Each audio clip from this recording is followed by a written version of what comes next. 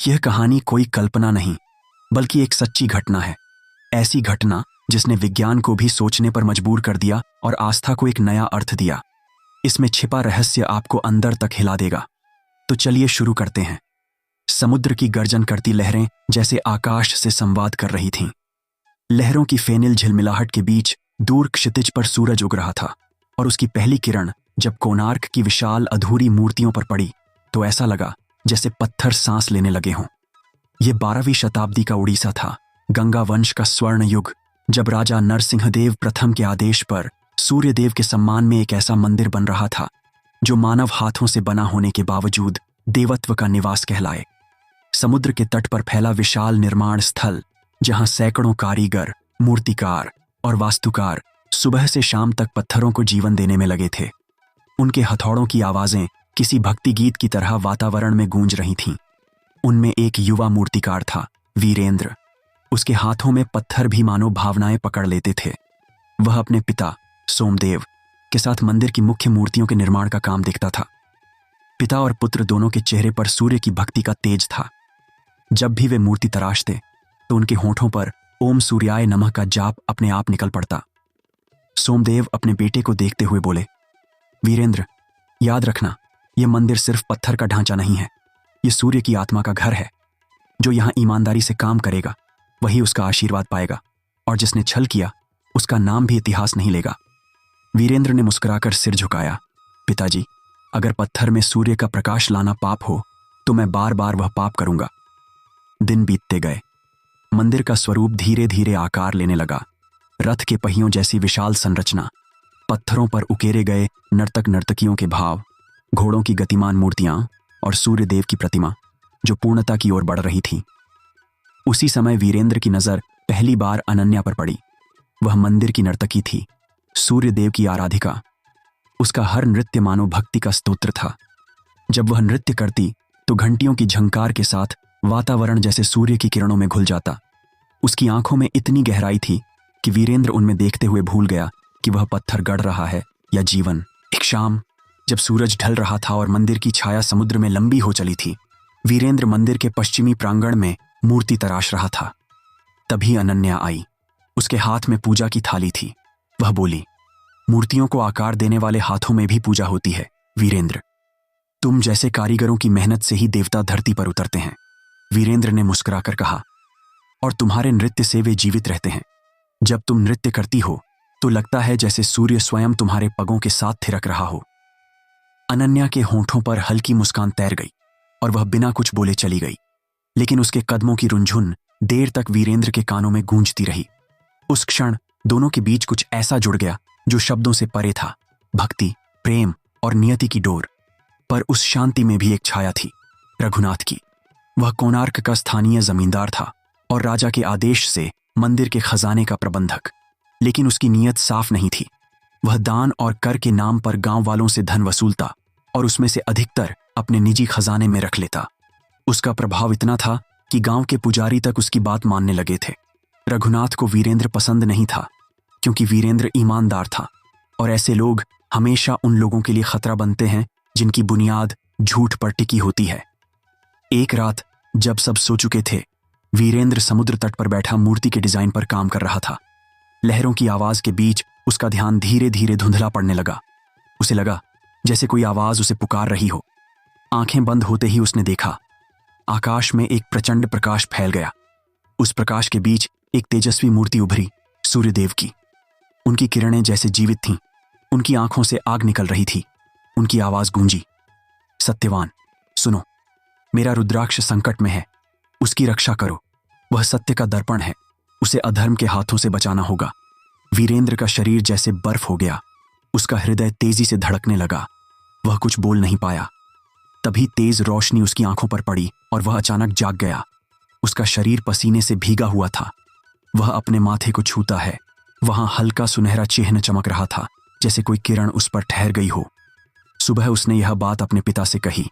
सोमदेव ने कुछ देर मौन रहकर कहा, बेटा, यह कोई साधारण स्वप्न नहीं।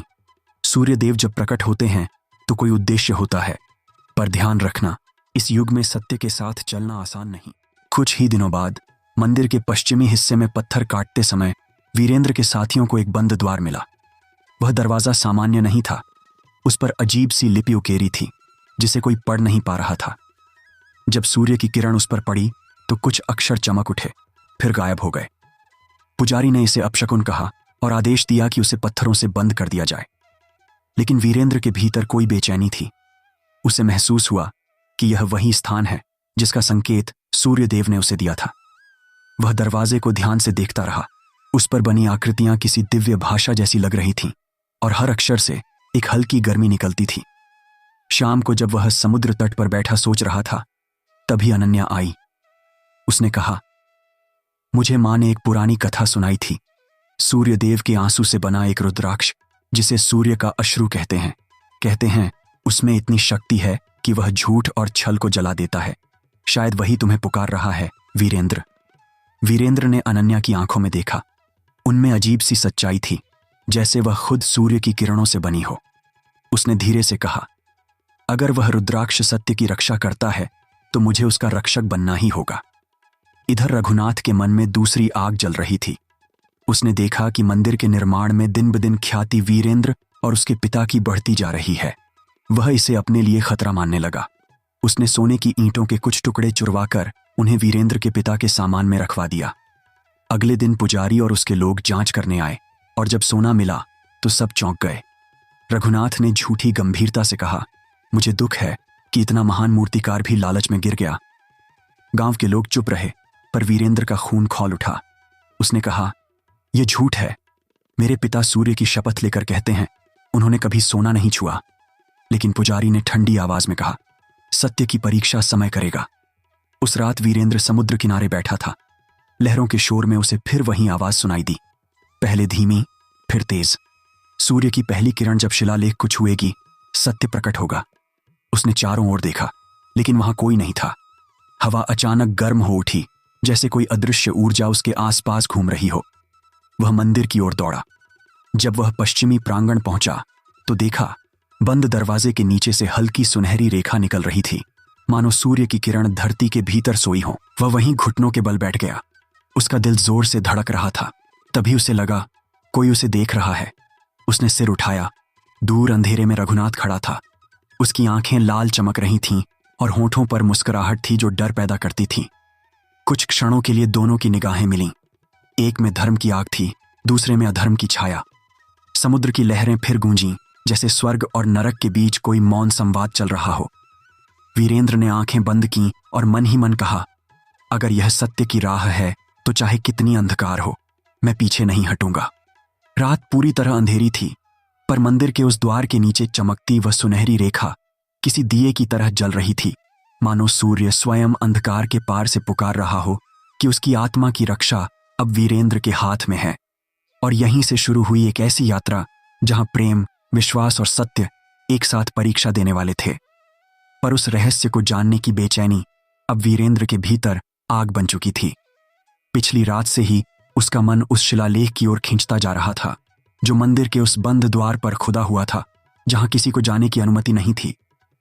सूरज उगने से पहले ही वह चुपके से उठ गया और बिना किसी आवाज के मंदिर के पिछले हिस्से में पहुंच गया। सुबह की पहली किरणें क्षितिज से निकलने ही वाली थीं।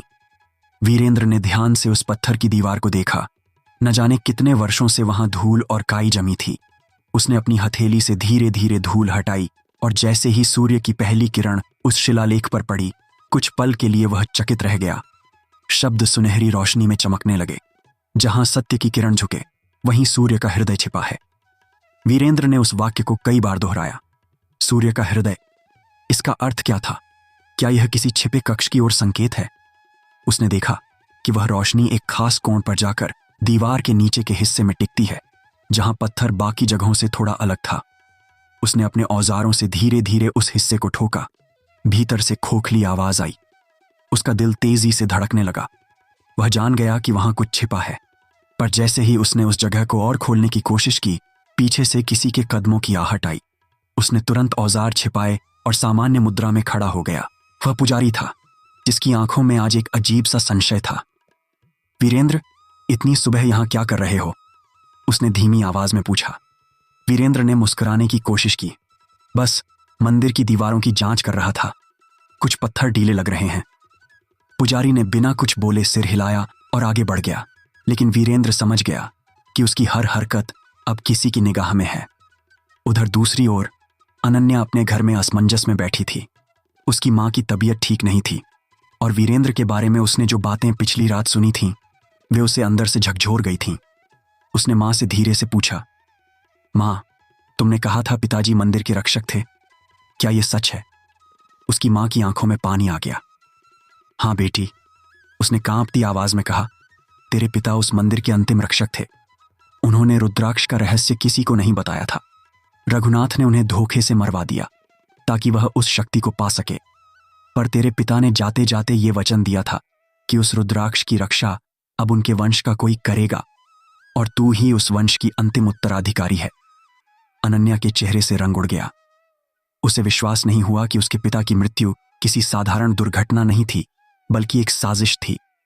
उसी क्षण उसने निश्चय कर लिया कि चाहे कुछ भी हो, वह रघुनाथ की सच्चाई सबके सामने लाकर रहेगी। उधर रघुनाथ भी अब बेचैन था।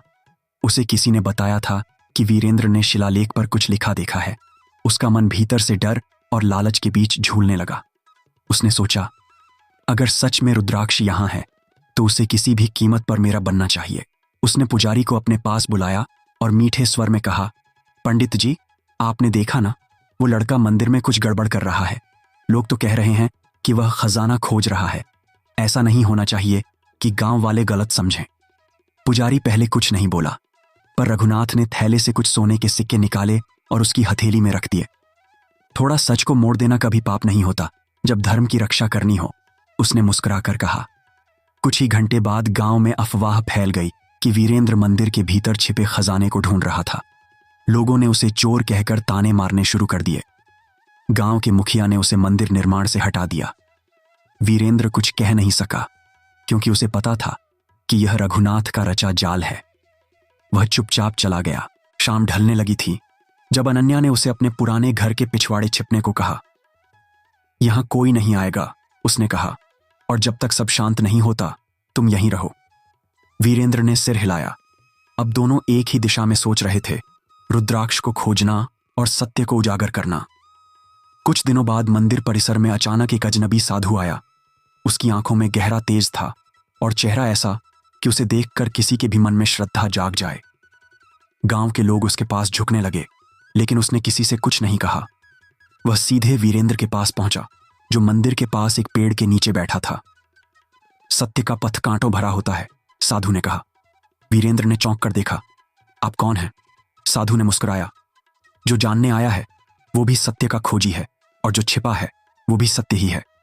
शाम को जब अनन्या वहां पहुंची और साधु को देखा तो उसके कदम ठिठक गए। उसकी आंखें भर आईं। भैया, वह पुकार उठी। वीरेंद्र हैरान रह गया। साधु ने धीरे से उसका सिर सहलाया। तू अब भी वही है अनन्या। जंगल में गया था सत्य की खोज में, और अब लौट आया हूं उसे पूरा करने। वीरेंद्र ने विनम्रता से पूछा, आपको कुछ ज्ञान है उस रुद्राक्ष के बारे में? साधु ने आंखें बंद कर लीं और बोला, मैंने ध्यान में देखा है, रुद्राक्ष सूर्य के नीचे नहीं बल्कि उसकी परछाई में छिपा है। सत्य का हृदय प्रकाश में नहीं बल्कि उस छाया में रहता है जो प्रकाश से बनती है। वीरेंद्र और अनन्या दोनों उलझ गए। परछाई में छिपा मतलब? साधु ने कहा, जब सूर्य की किरणें सीधी नहीं बल्कि झुककर गिरेंगी तब उसका रहस्य खुल जाएगा। लेकिन सावधान रहना, हर सच्चाई के रक्षक होते हैं और हर रक्षक की परीक्षा। उस रात तीनों ने योजना बनाई कि अगली सुबह वे मंदिर के दक्षिणी हिस्से की जांच करेंगे, जहां सूर्य की परछाई गिरती थीं। पर जैसे ही वे वहां पहुंचे, वीरेंद्र ने देखा कि जमीन के नीचे पत्थरों में से एक अजीब सी रेखा निकली हुई है। उन्होंने उसे खुरच कर देखा। वहां नीचे एक पुरानी सुरंग का द्वार था। उन्होंने मशाल जलाई और अंदर उतर गए। सुरंग के भीतर हवा ठंडी थी और दीवारों पर सूर्य के प्रतीक उकेरे थे, कुछ सीधे कुछ उल्टे। कई जगह पत्थर की मूर्तियां थीं जिनमें देवताओं के चेहरे अर्ध प्रकाश में झिलमिला रहे थे। वे धीरे धीरे आगे बढ़ते गए। अचानक पीछे से किसी के कदमों की आवाज आई। वीरेंद्र ने मशाल बुझा दी और अनन्या को दीवार के पीछे छिपा लिया। कुछ आदमी मशालें लिए हुए अंदर आ रहे थे। वहीं रघुनाथ के लोग। वे बोल रहे थे, उन्हें कहीं यहीं देखा गया था, जल्दी ढूंढो। वीरेंद्र और अनन्या सांस रोके बैठे रहे। साधु ने धीमे स्वर में कहा, मत डरो, सत्य की राह में भय का कोई अस्तित्व नहीं। जब वे लोग आगे बढ़े तब वीरेंद्र ने मौका देखकर अनन्या का हाथ पकड़ा और एक और मोड़ से बाहर निकल गए। पर साधु रुक गया। वह बोला, तुम दोनों जाओ, मेरा काम अभी पूरा नहीं हुआ। वीरेंद्र ने उसे रोकने की कोशिश की, लेकिन साधु ने कहा, जो रक्षक होता है उसका मार्ग अलग होता है। थोड़ी देर बाद बाहर निकलने की कोशिश में वीरेंद्र और अनन्या ने मंदिर की पिछली दीवार पार की।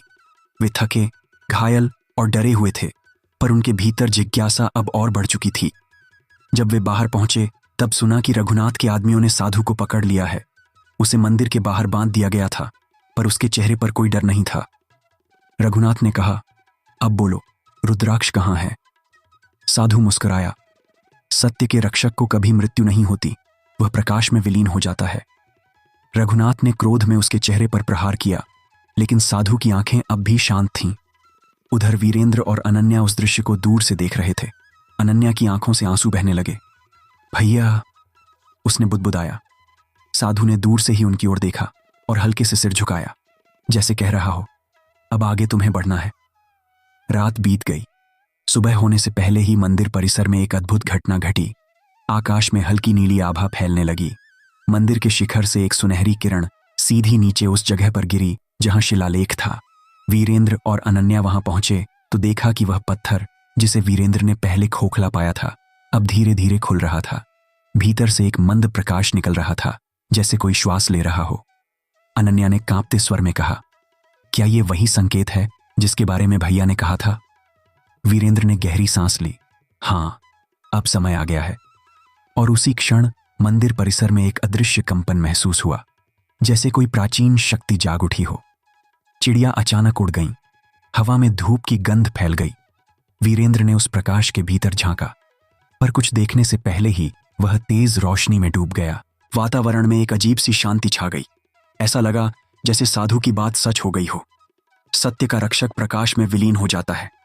अब जो होने वाला था वह न केवल उनके जीवन को, बल्कि उस प्राचीन मंदिर के इतिहास को भी सदा के लिए बदल देने वाला था। भोर का समय था। आकाश में हल्की गुलाबी आभा फैल रही थी और मंदिर के शिखर पर बैठे कबूतरों की गुट्टरगूं उस गहन सन्नाटे को तोड़ रही थी। पर उस सन्नाटे के बीच एक और दृश्य था, जो इस संसार के हर नियम को तोड़ देने वाला था। रघुनाथ ने उस साधु को मंदिर के सामने बांध रखा था।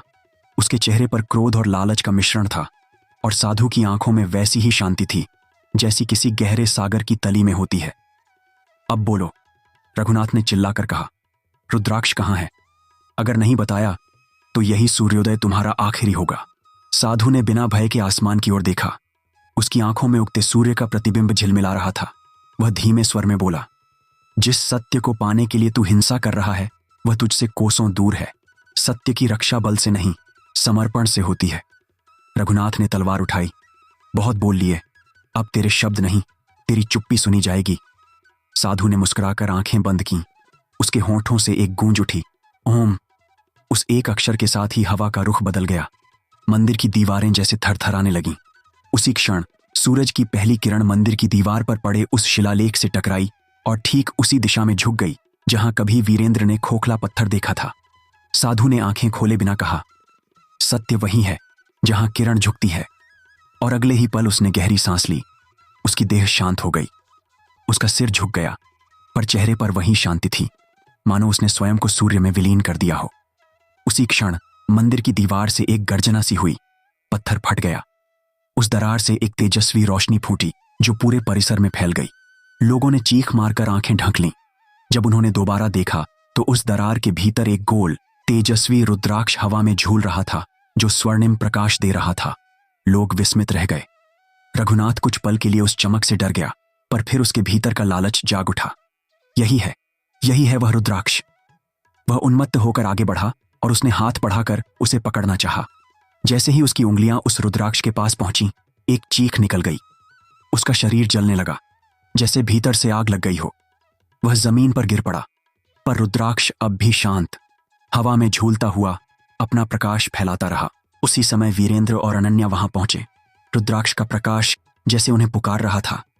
वीरेंद्र आगे बढ़ा और हाथ बढ़ाया। सभी की सांसें थम गईं। जैसे ही उसकी हथेली ने रुद्राक्ष को छुआ, प्रकाश की लहर उसके चारों ओर फैल गई। पर इस बार वह आग नहीं, बल्कि शांति थी। रुद्राक्ष उसकी हथेली में आकर ठहर गया, जैसे उसे अपना सच्चा रक्षक मिल गया हो। लोगों ने देखा, उसी प्रकाश के बीच मंदिर की दीवारें झिलमिलाने लगीं और उन पर अजीब आकृतियां उभर आईं। उन आकृतियों में रघुनाथ के सभी पाप प्रकट हो रहे थे। मंदिर के धन की चोरी, अनन्या के पिता की हत्या, पुजारी को फुसलाने के दृश्य, सब कुछ जैसे किसी अदृश्य शक्ति ने दिखा दिया हो। लोग हक्का बक्का रह गए। पुजारी जो अब तक चुप था, वह रो पड़ा और चिल्लाया, हाय, मैंने सत्य पर झूठ का पर्दा डाला, मैंने उस बालक पर झूठा आरोप लगाया, हे भगवान, मुझे क्षमा करो। गांव वाले एक साथ आगे बढ़े। रघुनाथ अब जमीन पर गिरा हुआ था, उसका शरीर कांप रहा था, उसकी आंखों में भय था, जैसे वह पहली बार देख रहा हो कि सत्य से भागना असंभव है। किसी ने कहा, अब न्याय होगा। गांव के लोग उसे पकड़कर बाहर ले गए। किसी ने भी उसके लिए दया नहीं दिखाई। वीरेंद्र वहीं खड़ा रहा, उसकी हथेली में रुद्राक्ष शांत था।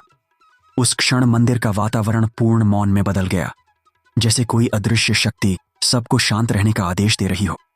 अनन्या धीरे धीरे अपने भाई के पास गई। उसकी आंखों से आंसू बह रहे थे। उसने उसके सिर को अपनी गोद में रखा। भैया, तुम्हारा वचन पूरा हो गया, सत्य की विजय हो गई, उसने फुसफुसाया। सूर्य की किरणें अब सीधे उस पर पड़ रही थीं, उसी रोशनी में जैसे किसी ने उसके भाई के चेहरे पर मुस्कुराहट खींच दी हो। कुछ ही पल बाद एक हल्की सी रोशनी उसके शरीर से उठी और आसमान की ओर विलीन हो गई। लोग श्रद्धा से झुक गए। किसी ने धीमे से कहा, आत्मा मुक्त हो गई है। दिन ढलते ढलते मंदिर के सामने लोगों की भीड़ थी। अब सब जानते थे कि वीरेंद्र कोई साधारण कारीगर नहीं, बल्कि सत्य का वाहक था। गांव के बुजुर्गों ने मिलकर निर्णय लिया कि मंदिर का शेष निर्माण उसी के हाथों पूरा होगा। पुजारी ने आकर उसके चरण छुए। पुत्र, मैंने पाप किया था, पर तूने हमें सिखाया कि सत्य का प्रकाश कभी नहीं बुझता। वीरेंद्र ने कुछ नहीं कहा। उसने केवल रुद्राक्ष को सूर्य की ओर उठाया। वह रुद्राक्ष अब शांत होकर हल्की सुनहरी आभा दे रहा था, जैसे वह अब संसार को स्वीकार कर चुका हो। दिन बीतते गए। मंदिर का निर्माण अब पूर्णता की ओर था। वीरेंद्र ने सबसे ऊंची दीवार पर एक मूर्ति बनवाई। सूर्यदेव के हृदय में रुद्राक्ष जड़ा हुआ और उसके नीचे साधु की मूर्ति, जिनके चेहरे पर अनंत शांति थी। जब यह मूर्ति पूर्ण हुई तो ऐसा लगा जैसे मंदिर ने स्वयं श्वास ली हो। उस दिन जब पहली बार मंदिर के गर्भगृह में पूजा हुई, अनन्या और वीरेंद्र एक साथ खड़े थे। सूर्य की रोशनी भीतर तक जा रही थी। उन्होंने प्रण किया कि वे जीवन भर इस मंदिर की सेवा करेंगे, क्योंकि यह केवल पत्थरों का नहीं, बल्कि सत्य का प्रतीक था। समय बीता। वर्षों बाद हर वर्ष उसी दिन जब सूर्य की पहली किरण क्षितिज से निकलती, तो वह मंदिर की सबसे ऊंची दीवार से टकराकर सीधे रुद्राक्ष पर पड़ती। जैसे ही वह प्रकाश रुद्राक्ष को छूता, पूरा मंदिर सुनहरी आभा से भर जाता। लोग कहते, जहां सत्य है वहीं सूर्य का प्रकाश है। गांव के लोग उस दिन को सत्योत्सव कहने लगे। हर व्यक्ति उस मंदिर के सामने सिर झुकाता, यह मानकर कि वहां सिर्फ भगवान नहीं, बल्कि मानवता की आत्मा बसती है। एक बार ऐसे ही एक सुबह, जब मंदिर में वह सुनहरी किरण फैली हुई थी, वीरेंद्र ने अनन्या की ओर देखा। उसकी आंखों में वही रोशनी थी जो रुद्राक्ष से निकल रही थी, शांत, गहरी और सच्ची। उसने धीरे से कहा, शायद प्रकाश और प्रेम दोनों एक ही रूप हैं। अनन्या मुस्कुराई, हाँ, और जब सत्य उनमें जुड़ जाए तो वह ईश्वर बन जाता है। सूर्य अब पूर्ण रूप से निकल चुका था। उसकी किरणें मंदिर के शिखर को नहला रही थीं। रुद्राक्ष अपनी जगह शांत था, लेकिन उससे उठती हल्की चमक आज भी इस बात का प्रमाण थी कि जब कोई अपना जीवन सत्य के लिए समर्पित कर देता है तो वह मरता नहीं, वह प्रकाश बन जाता है। और उस मंदिर की दीवारों पर आज भी वही शिलालेख लिखा है, जहां सत्य की किरण झुके वहीं सूर्य का हृदय छिपा है। अगर इस सच्ची घटना ने आपके मन में आस्था या जिज्ञासा की एक हलचल पैदा की हो, तो इस भावना को यहीं मत रोकिए। वीडियो को लाइक करें, अपनी सोच कमेंट में लिखें और ऐसे ही रहस्यमयी सच जानने के लिए चैनल को सब्सक्राइब जरूर करें। धन्यवाद।